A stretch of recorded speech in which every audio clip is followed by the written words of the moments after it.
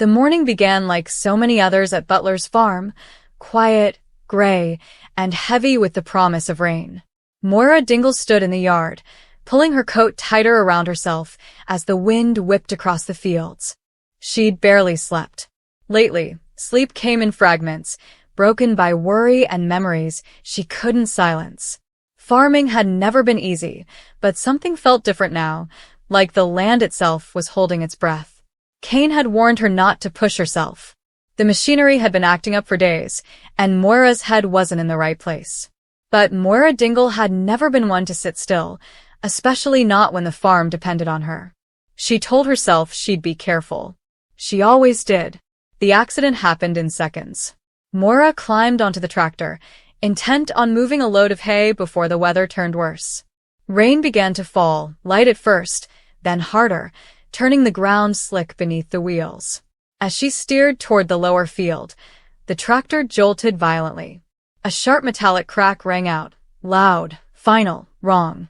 "Come on, not now," Moira muttered, trying to regain control.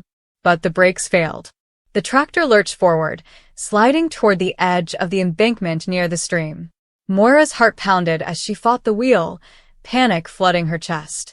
For a split second, she thought she could stop it. Then the ground gave way. The tractor tipped. Moira screamed as metal and earth crashed together, the world spinning before everything went dark. Cain was the first to find her. He'd been uneasy all morning, that familiar knot twisting in his gut. When he saw the broken fence and the tractor overturned by the stream, his blood ran cold. "Moira," he shouted, scrambling down the bank.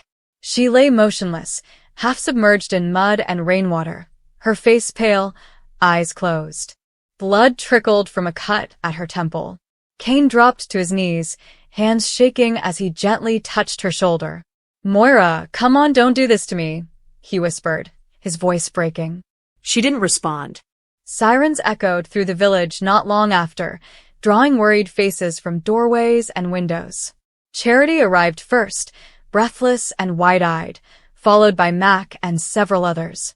The sight of Moira being lifted onto a stretcher, still unconscious, sent a wave of shock through everyone watching. This wasn't just an accident.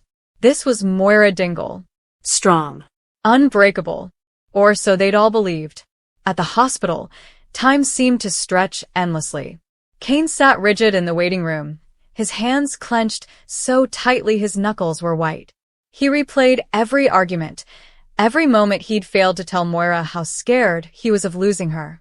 Charity tried to speak, but words felt useless now. Finally, the doctor appeared. Moira had suffered severe injuries, internal bleeding, broken ribs, and a traumatic head injury. She was in surgery, and the next few hours would be critical. Cain's world tilted. For the first time in his life, there was nothing he could do. No one to threaten. No problem to punch his way through. All he could do was wait and pray that the woman who had survived everything life threw at her could survive this too. When Moira finally woke, the pain was blinding. The beeping machines, the sterile smell, the weight of bandages, it all crashed down on her at once. Cain was there, asleep in the chair beside her bed, his face etched with exhaustion and fear. Seeing him like that broke something inside her. She tried to speak, but her voice came out as a whisper. "Cain." He jolted awake, eyes filling instantly with tears. He took her hand, holding it like it was the only thing keeping him standing.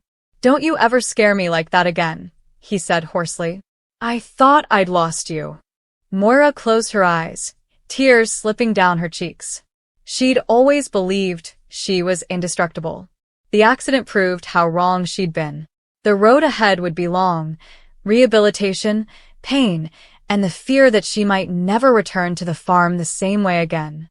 But one thing was clear, Moira Dingle had survived.